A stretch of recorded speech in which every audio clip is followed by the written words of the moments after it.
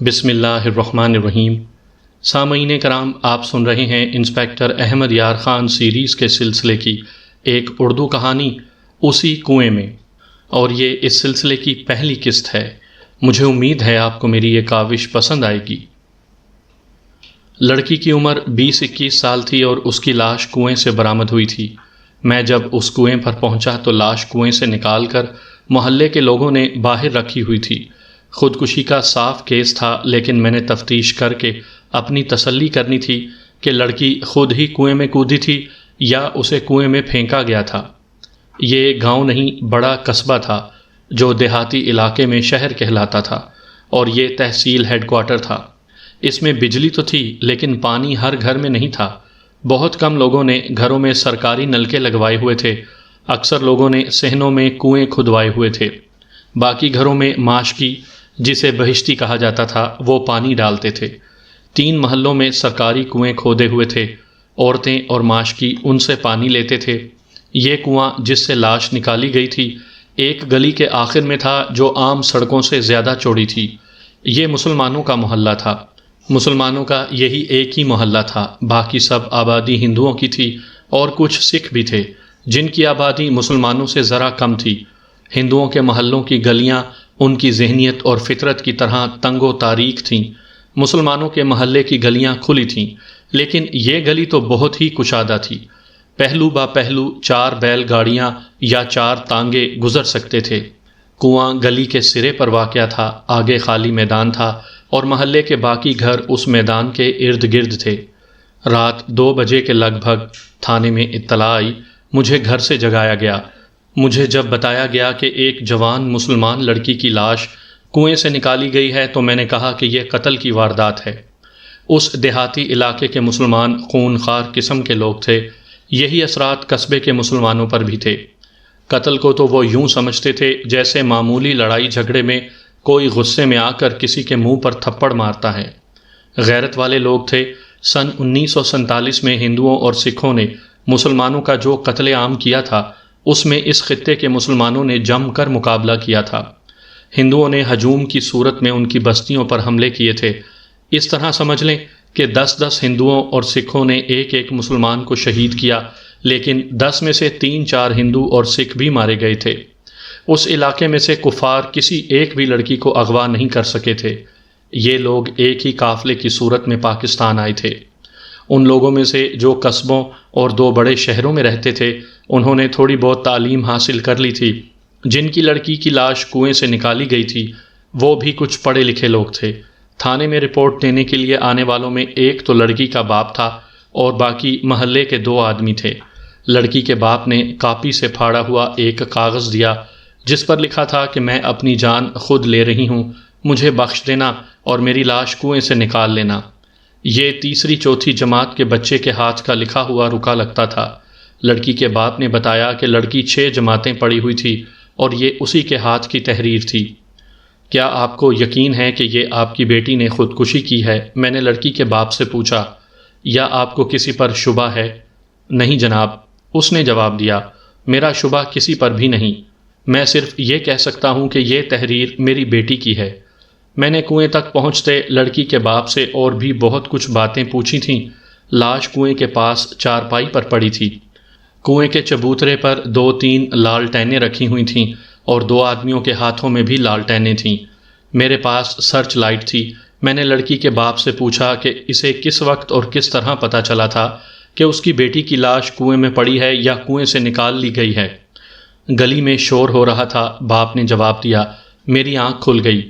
میں نے دوڑنے کی آوازیں بھی سنی۔ میں باہر چلا گیا۔ بہت سے لوگ کنویں کے چبوترے پر کھڑے تھے۔ 2 آدمیوں کے پاس لالٹینیں بھی تھیں۔ کنویں پر جا کر پتہ چلا کہ کنویں میں کوئی گر پڑا ہے اور 2 آدمی کنویں میں اتارے جا رہے ہیں۔ میں پیچھے کھڑا رہا۔ تھوڑی دیر بعد میرا چھوٹا بیٹا بھی جاگ کر آ گیا۔ 2-3 اور لالٹینیں بھی آ گئیں۔ میرا بیٹا مجھے ڈھونڈ رہا تھا۔ اس نے کہا کہ مجھے اس کی ماں بلا رہی ہے۔ میں گھر گیا تو بیوی نے بتایا کہ ہماری بیٹی گھر میں نہیں ہے۔ شور پر محلے کی عورتیں بھی نکل آئی تھیں اور ایک جگہ اکٹھی ہو گئی تھیں۔ میں نے بیوی سے کہا کہ وہ ان عورتوں میں ہوگی۔ بیوی نے بتایا کہ وہ عورتوں میں دیکھ آئی ہے۔ میری بیوی بہت گھبرائی ہوئی تھی۔ وہ لڑکی کو تلاش کر چکی تھی۔ اس نے کہا کہ جاؤ کہیں اور دیکھو۔ میں کنویں پر گیا اور چبوترے پر چڑھ گیا۔ کنویں میں سے ایک آدمی کی آواز آئی کہ عورت ہے۔ میرا بیٹا پھر آ گیا۔ میری بیوی نے پھر مجھے بلایا تھا۔ میں واپس گیا تو بیوی رو رہی تھی۔ اس نے مجھے یہ کاغذ دیا جو میں نے آپ کو دیا ہے۔ میری بیوی اندر گئی تو اتفاق سے میری بیٹی کے تکیے کے نیچے سے یہ کاغذ نکلا۔ باپ کنویں پر آیا، لاش نکالی جا چکی تھی۔ یہ اس کی بیٹی کی ہی لاش تھی۔ لڑکی نے جس طرح کنویں میں چھلانگ لگائی اس کا ایک عینی شاہد مل گیا تھا۔ یہ دوسرے محلے کا ایک معزز بزرگ تھا۔ رات تقریباً 1 بجے کا وقت تھا۔ یہ شخص اپنے ایک رشتہ دار کے گھر سے اپنے گھر کو جا رہا تھا۔ اس کا یہ رشتہ دار قریب المرگ تھا۔ وہ اس بیمار کے پاس بیٹھا رہا تھا۔ وہ کنویں سے 15-20 قدم دور میدان میں سے گزر رہا تھا۔ رات کا اندھیرا گہرا تھا۔ گلی کی بتی دور تھی۔ اس شخص نے کنویں کی طرف دیکھا۔ اسے کنویں کے چبوترے پر ایک عورت دکھائی دی۔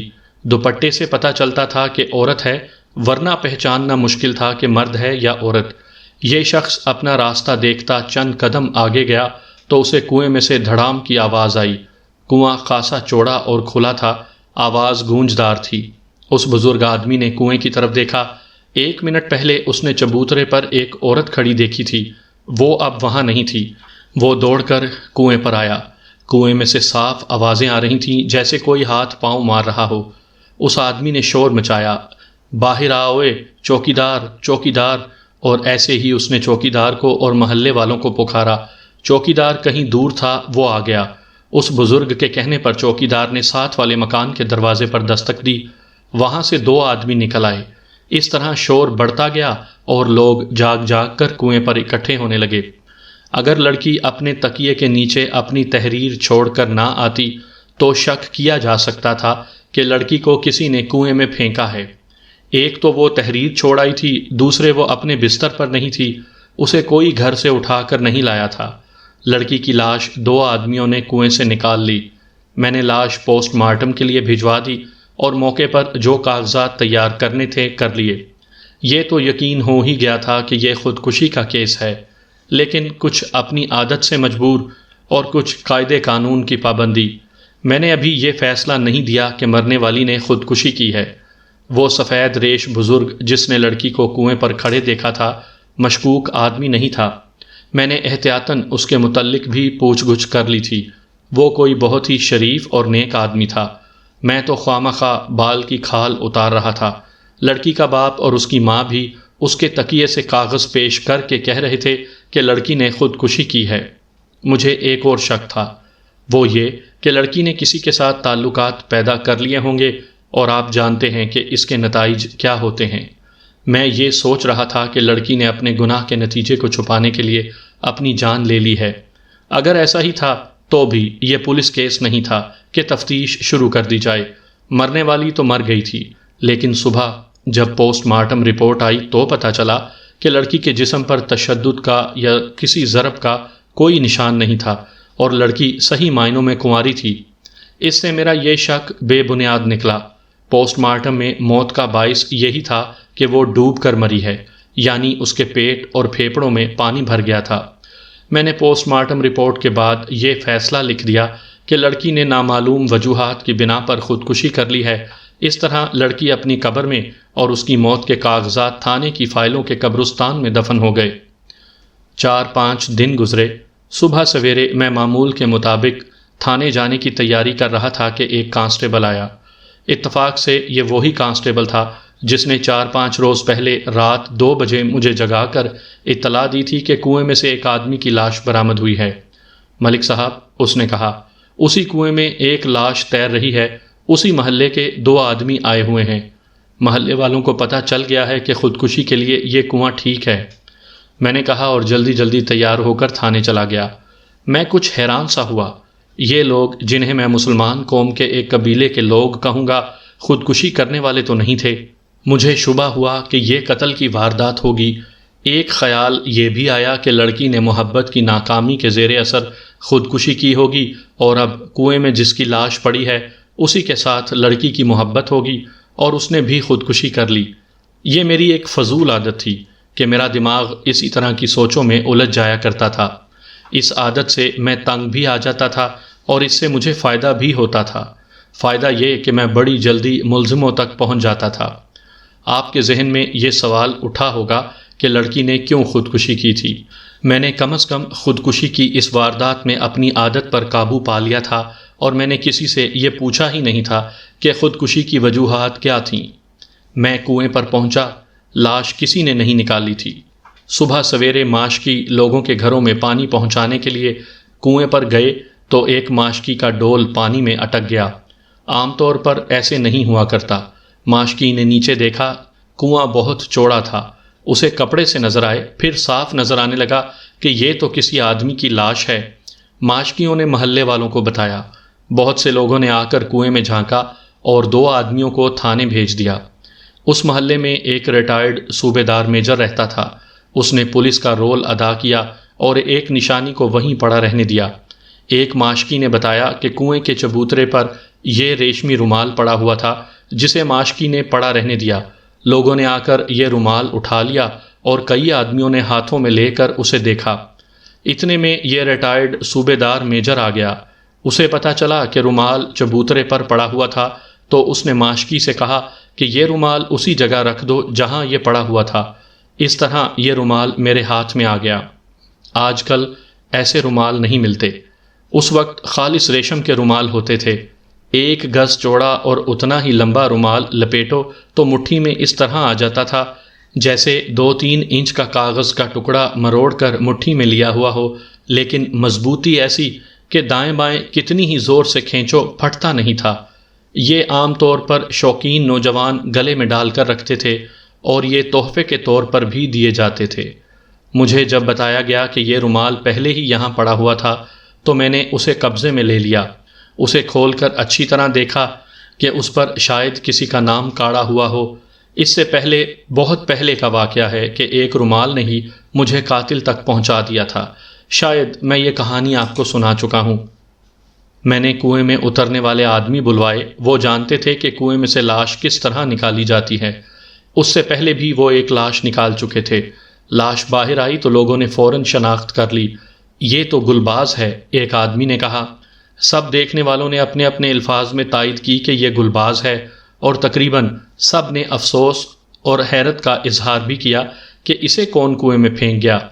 خدا کو یہی منظور تھا، بیچارے کی اسی طرح لکھی تھی۔ سب پیچھے ہٹ جاؤ۔ صوبے دار میجر نے چارپائی پر رکھی ہوئی لاش کے گرد جو آدمی جمع تھے انہیں پیچھے دھکیلتے ہوئے مجھے کہا، ملک صاحب آپ اپنی کارروائی کریں۔ آپ کا کیا خیال ہے صوبے دار میجر صاحب؟ میں نے کوئی اشارہ لینے کی خاطر اس سے سوال پوچھا، کیا اس نے خودکشی کی ہوگی؟ صوبے دار میجر کوئی جواب سوچ ہی رہا تھا کہ مجھے لاش کی گردن کے ارد گرد نیلا سا نشان نظر آیا۔ میں نے کہا کہ لاش کے پیٹ اور سینے پر 2-3 آدمی دباؤ ڈالو۔ لاش کا منہ کھلا ہوا تھا اور آنکھیں بھی کھلی ہوئی تھیں، بلکہ کچھ زیادہ ہی کھلی ہوئی تھیں۔ 2-3 آدمیوں نے پیٹ اور سینے پر ہاتھ رکھ کر دبایا۔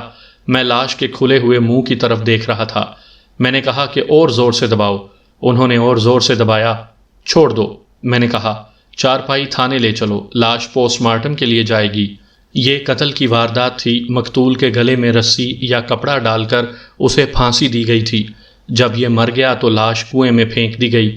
اگر یہ خود کنویں میں کودا ہوتا، یعنی زندہ کنویں میں گرتا، تو اس کے پھیپھڑوں میں اور پیٹ میں پانی بھرا ہوا ہوتا۔ میں نے گردن پر نشان دیکھ کر کہا تھا کہ اس کے پیٹ کو دباؤ۔ میں اپنا شک یقین میں بدلنا چاہتا تھا کہ یہ قتل کی واردات ہے، خودکشی کی نہیں۔ اس وقت میرا خیال اس ریشمی رومال کی طرف آیا جو کنویں کے چبوترے پر پڑا ہوا تھا۔ کچھ اس طرح کا خیال آیا کہ مقتول کا گلا اسی رومال سے گھونٹا گیا ہے، لیکن رومال پر کوئی نام یا نشان نہیں تھا جس سے قاتل تک پہنچنے کا اشارہ ملتا۔ میں نے وہیں بیٹھ کر تفتیش کرنی تھی۔ لوگوں نے ایک بیٹھک کھلوا دی اور میں وہیں بیٹھ گیا۔ میں نے کہا کہ مقتول کے قریبی رشتہ داروں کو بلاؤ۔ ایک بوڑھی عورت جسے 2 آدمیوں نے تھام رکھا تھا آہو زاری کر رہی تھی۔ وہ بہت ہی ضعیف تھی۔ مجھے بتایا گیا کہ یہ مقتول کی ماں ہے۔ مقتول کی عمر میرے اندازے کے مطابق 44 سال کے لگ بھگ تھی۔ مجھے یہ بھی بتایا گیا کہ مقتول کی ماں ضعیفی کے ساتھ ساتھ بہت دنوں سے بخار میں جل رہی ہے اور شاید یہ اس کی آخری بیماری ہوگی۔ میں نے اسے بیٹھک میں بلا کر پلنگ پر لٹا دیا، لیکن وہ اٹھ بیٹھی۔ میں یہ بھی سوچ رہا تھا کہ بیٹے کے صدمے سے اس کا دم نکل جائے گا۔ وہ اس دن تو زندہ رہی، لیکن اگلے روز مجھے بتایا گیا کہ وہ مر گئی ہے۔ وہ جب میرے پاس زندہ اور سلامت موجود تھی تو پلنگ سے اٹھنے اور باہر جانے کی کوشش کرتی تھی۔ وہ گالیاں دے دے کر کہتی تھی کہ یہ لوگ مجھے تنگ کرنے کے لیے کہہ رہے ہیں کہ تیرا بیٹا کنویں میں ڈوب گیا ہے۔ وہ بار بار کہتی تھی کہ میرے بیٹے کو بلاؤ۔ میں تھانے دار ہوں اماں جی، میں نے کہا۔ میں ان سب کو ہتھکڑیاں لگا لوں گا جو کہتے ہیں کہ آپ کا بیٹا ڈوب گیا ہے۔ وہ تو ذرا باہر چلا گیا ہے۔ اب یہ بتائیں کہ وہ رات گھر میں تھا یا کہیں باہر گیا ہوا تھا؟ مخبوط الحواس اور ضعیف العمر ماں ذرا سی دیر کے لیے مطمئن ہو گئی۔ میرا بیٹا رات کو اپنے گھر سویا ہوا تھا، اس نے جواب دیا۔ شاید آدھی رات گزری ہوگی کہ باہر والا دروازہ کھٹکا۔ میں تو روگی روح ہوں، آنکھ لگتی ہی نہیں۔ میرا بیٹا باہر گیا پھر واپس نہیں آیا۔ کیا آپ کو اس سے کچھ پریشانی نہیں ہوئی تھی؟ نہیں بیٹا، اس نے جواب دیا، وہ کوئی بچہ تھوڑی ہی تھا۔ اس بڑھیا کی ذہنی اور جسمانی حالت کچھ ایسی ہوتی تھی کہ کبھی آنکھ لگ گئی، کبھی جاگ اٹھی، کبھی ویسے ہی دنیا سے بے خبر ہو گئی۔ اس کیفیت میں وہ دیکھ ہی نہ سکی کہ اس کا بیٹا واپس آیا ہے یا نہیں۔ دوسرے دن عورتوں نے اسے بتایا کہ اس کے بیٹے کی لاش کنویں سے نکال لی گئی ہے۔ بڑھیا بڑی مشکل سے چارپائی سے اٹھا کرتی تھی۔ اس نے یہ خبر سنی تو اٹھ کھڑی ہوئی۔ خبر ہی ایسی تھی کہ ماں کا جسم اپنے آپ چل پڑا۔ عورتوں نے اسے تھام لیا۔ کنویں تک پہنچنے تک لاش وہاں سے اٹھائی جا چکی تھی۔ میں نے اس سے کچھ معلوم کرنے کی بہت کوشش کی، لیکن وہ بار بار یہی کہتی تھی کہ میرے بیٹے کو بلاؤ، یا کوئی پرانی بات چھیڑ دیتی تھی جب اس کا یہ بیٹا چھوٹا سا ہوا کرتا تھا۔ میں اس نتیجے پر پہنچا کہ اس بڑھیا کے ہوش و حواس قائم نہیں۔ اسے یہ بھی یاد نہیں رہتا کہ میں کون ہوں اور اس سے کیا پوچھ رہا ہوں۔ میں نے اسے اٹھا دیا اور اپنے آدمیوں سے کہا کہ اسے گھر لے جاؤ۔ اس بڑھیا سے مجھے صرف یہی پتہ چلا کہ آدھی رات کے لگ بھگ مقتول کو کوئی بلانے آیا تھا اور اس کے بعد مقتول واپس گھر نہیں آیا۔ اسے دراصل قتل کرنے کے لیے باہر بلایا گیا تھا۔ اس قاتل کو ڈھونڈنا کوئی آسان کام نہیں تھا۔ میں نے مقتول کے رشتہ داروں میں سے اس آدمی کو بلایا جس کے متعلق مجھے بتایا گیا تھا کہ اس کا سب سے زیادہ قریبی رشتہ دار تھا۔ مجھے اب یہ یاد نہیں رہا کہ وہ اس کا چچا زاد تھا یا خالو زاد۔ وہ مقتول کی عمر کا ہی تھا۔ میں نے اس سے وہ سوالات پوچھے جو عموماً اس قسم کی وارداتوں میں مقتول کے لواحقین اور وارثوں سے پوچھے جاتے ہیں۔ اس نے بتایا کہ گلباز کی کسی کے ساتھ ایسی دشمنی نہیں تھی کہ کوئی اسے اس طرح قتل کر کے لاش کنویں میں پھینک دیتا۔ وہ کوئی ایسا بدماش اور حرام کار بھی نہیں تھا کہ کسی عورت کے پیچھے اس کا کوئی دشمن بن گیا ہو یا اس نے کسی خاندان کو اپنا دشمن بنا لیا ہو۔ مقتول کے بیوی بچے کہاں ہیں؟ میں نے پوچھا۔ یہ میں آپ کو بتانے ہی لگا تھا، اس نے جواب دیا۔ اس کی بیوی ہے اور ایک لڑکا ہے، لیکن ان میں شادی کے صرف ایک ہفتے بعد علیحدگی ہو گئی تھی۔ اس ایک ہفتے کی ازدواجی زندگی کی نشانی یہ لڑکا ہے جو اب 18-19 سال کا ہو گیا ہے۔ وہ اسی محلے میں رہتا ہے۔ گلباز نے دوسری شادی نہیں کی تھی؟ نہیں، اس نے جواب دیا۔ نہ اس نے شادی کی نہ اس کی بیوی نے۔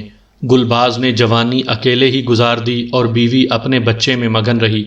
بیوی کی ایک مجبوری یہ تھی کہ گلباز نے اسے طلاق نہیں دی تھی۔ اگر طلاق دی ہوئی ہوتی تو شاید وہ شادی کر لیتی۔ لڑکی والوں نے طلاق کا مطالبہ تو کیا ہوگا۔ کیا تھا، اس نے بتایا، لیکن گلباز ایسی ضد میں آیا کہ اس نے کہا کہ وہ اپنی بیوی کو اپنے ساتھ بسانا چاہتا ہے۔ آج کل آپ نے دیکھا ہوگا کہ شہروں میں بعض عورتیں خود ہی وکیل کر کے کورٹوں میں چلی جاتی ہیں، اور آپ نے اخباروں میں کئی بار پڑھا ہوگا کہ غیر شادی شدہ نوجوان لڑکی خود ہی کسی مجسٹریٹ کی عدالت میں جا پہنچی اور یہ درخواست دی کہ اس کے والدین اس کی مرضی کے خلاف ایک آدمی کے ساتھ یا کسی بوڑھے آدمی کے ساتھ اس کی شادی کر رہے ہیں۔ مجسٹریٹ ایسی لڑکیوں کو دارالامان میں بھیج دیتے ہیں۔ میں جس وقت کی بات کر رہا ہوں اس وقت مرد بھی اپنی شادی شدہ بیٹیوں کی جائز شکایت لے کر کورٹوں میں نہیں جاتے تھے۔ اپنی بیٹی کا یا کسی بھی عورت کا عدالت میں جانا تو گناہ اور بہت بڑی بے عزتی کا باعث سمجھتے تھے۔ مثلاً مقتول کی بیوی نوجوانی میں گھر جا بیٹھی اور بوڑھی ہونے لگی۔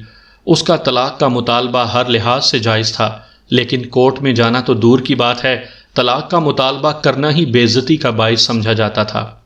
میں نے پوچھا کہ ان کی علیحدگی کی وجہ کیا تھی۔ اس نے وہی وجہ بتائی جو آج بھی ہمارے گھروں میں موجود ہے، یعنی گھریلو سیاست اور چھوٹی چھوٹی باتوں پر لڑائی جھگڑے۔ ان لوگوں کے ہاں بھی یہی کچھ ہوا تھا، لیکن اس کے ساتھ ہی یہ شرافت بھی قائم رہی کہ مقتول کی ایک چچا زاد بہن مقتول کی بیوی کے چچا زاد سے بیائی ہوئی تھی۔ لوگ کہتے تھے کہ جس طرح وٹے سٹے میں ہوتا ہے اس عورت کو بھی انتقاماً اجاڑ دیا جائے گا، مگر ایسا نہ ہوا۔ وہ عورت اپنے سسرال میں اور اپنے خاوند کے ساتھ مطمئن زندگی گزار رہی تھی اور اس کے بچے بھی تھے۔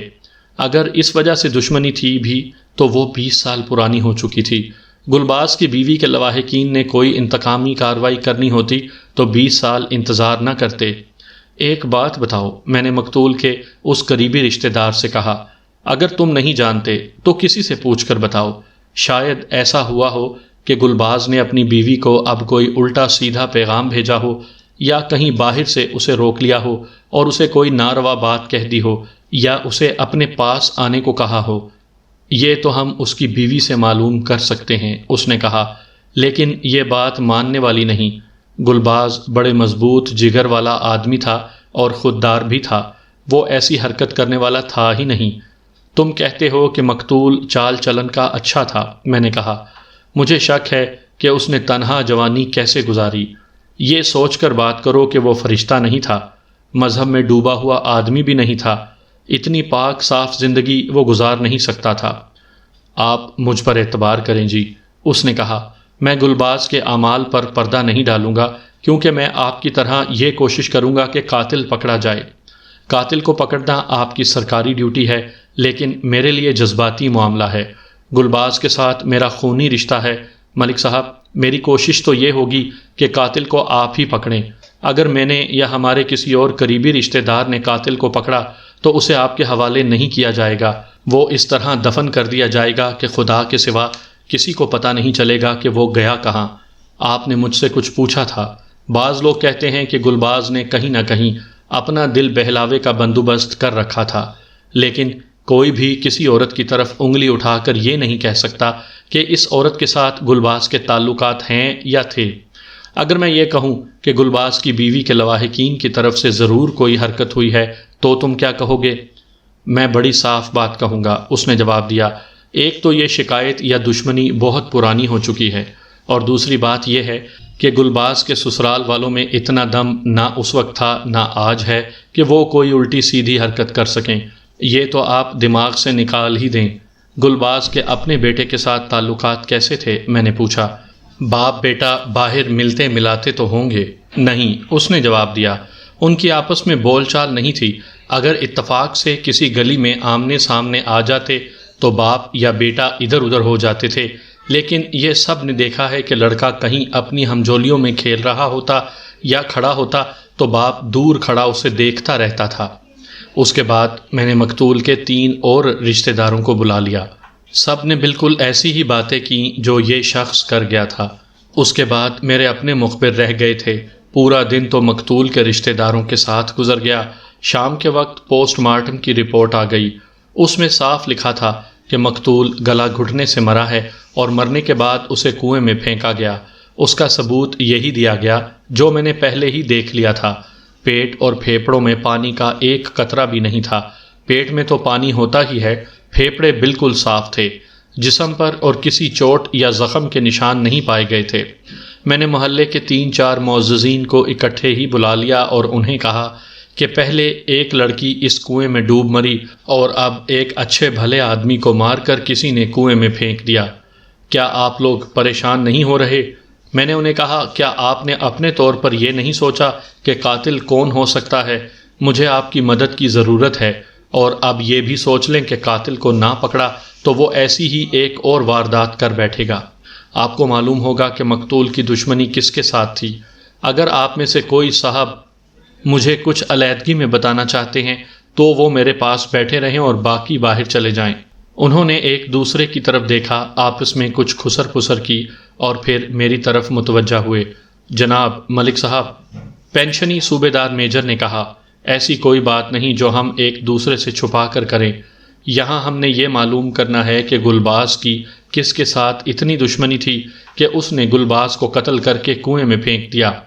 میں نے اپنے محلے دار بھائیوں سے بات کر لی ہے، میں ان کی موجودگی میں آپ کو ایک بات بتاؤں گا۔ گلباز کی 16-17 ایکڑ زمین یہاں سے 1 میل دور ہے، اس کے قریب ہی میری کھیتیاں ہیں، میرے تو اپنے مزارے ہیں۔ گلباز نے اپنی زمین بٹائی پر دے رکھی تھی، کچھ دن ہوئے اس نے ان لوگوں سے زمین واپس لے لی ہے اور انہیں کہا ہے کہ جو فصل انہوں نے بوئی ہے اور اب تقریباً 1 ماہ بعد کٹنے والی ہے، اس کا حصہ انہیں ملے گا۔ اس کے بعد ان کھیتوں کے ساتھ ان کا کوئی تعلق نہیں رہے گا۔ آپ خود سمجھتے ہوں گے کہ ایک پورے خاندان سے روزی چھین لینا معمولی سی بات نہیں ہوتی۔ یہ تو اچھی خاصی دشمنی والا قصہ بن جاتا ہے۔ ہاں، میں نے کہا، میں سمجھتا ہوں۔ بٹائی والوں سے زمین واپس لے لو تو وہ زمین کے مالکوں کی دہلیز پر ماتھے رگڑتے ہیں یا مرنے مارنے پر اتر آتے ہیں۔ یہ بٹائی والے لوگ کیسے ہیں؟ کمزور ہیں یا؟ نہ جی، صوبیدار میجر نے جواب دیا، وہ کمزور نہیں۔ ان سے زمینیں لینے کی وجہ کیا تھی؟ کوئی خاص گڑبڑ ہوئی ہے، صوبیدار میجر نے جواب دیا اور اپنے محلے داروں کی طرف دیکھنے لگا۔ اگر کوئی ایسی ویسی بات ہے تو وہ بھی کہہ دیں۔ ایک آدمی نے صوبیدار میجر سے کہا، ہمارا مقصد مرحوم کو بدنام کرنا نہیں، اس کے قاتل کو پکڑنا ہے۔ ہاں صوبیدار میجر صاحب، میں نے کہا، چھپائیں کچھ بھی نہیں، بعض اوقات معمولی سا شک بھی کام کر جاتا ہے۔ میں اسی لیے خاموش ہو گیا تھا کہ بات کچھ شک والی ہے، صوبیدار میجر نے کہا، اور شک بھی معمولی سا ہے۔ میں نے سنا تھا کہ گلباز نے بٹائی کے مزاروں کی کسی جوان لڑکی کو چھیڑا تھا، اس پر ان کے درمیان تو میں بھی ہوئی تھی۔ میرے کانوں تک یہ بات بھی پہنچی تھی کہ وہ لڑکی شادی شدہ ہے اور اس کے خاوند نے اسے گھر سے نکال دیا ہے۔ یہ صرف سنی سنائی ہے یا اس میں کچھ سچائی بھی ہے؟ میں نے پوچھا۔ ملک صاحب، صوبیدار میجر نے جواب دیا، سچائی زیادہ ہے۔ سچائی ہے تو ہی گلباز نے زمینیں ان سے واپس لی ہیں۔ ایک اور آدمی ہے، شہر کے لوگ شاید نہ سمجھ سکیں کہ یہ کتنی خطرناک دشمنی پیدا کرنے والی وجہ ہوتی ہے کہ مزاروں کے ایک خاندان سے زمین لے لی جائے۔ اگر مزارے، خصوصاً بٹائی پر کام کرنے والے مزارے، کمزور نہ ہوں تو میں آپ کو بتا چکا ہوں کہ زمینوں کے مالک کے خلاف کچھ کریں یا نہ کریں، دوسرے مزاروں کا وہ جینا حرام کر دیتے ہیں۔